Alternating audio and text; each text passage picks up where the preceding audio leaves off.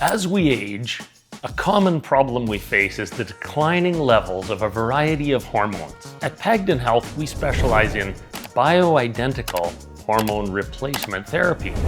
And what this means is, the word bioidentical means identical to life.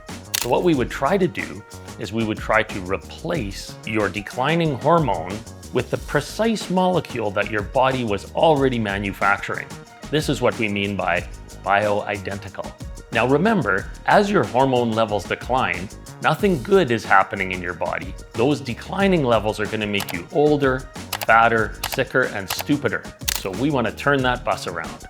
As women age, they run into a variety of hormone problems. Before the menopause, the most common hormone that we see deficient is progesterone. This often leads to heavier period flow, more PMS, and more emotional issues. Now, after the menopause, of course, the ovaries fail to produce adequate estrogen and progesterone, and oftentimes the adrenals are also struggling to keep up with the production of DHEA and testosterone. These are all issues that we can deal with in a bioidentical fashion at Pagden Health. As men age, a common complaint we are faced with is declining levels of testosterone. And interestingly, we can start to see this now in men as young as their 30s and 40s. As testosterone declines, muscle strength declines, but also so does things like ambition and drive and motivation and pleasure in your usual activities. The top 3 complaints that we hear from men when we know their hormones are declining would be things like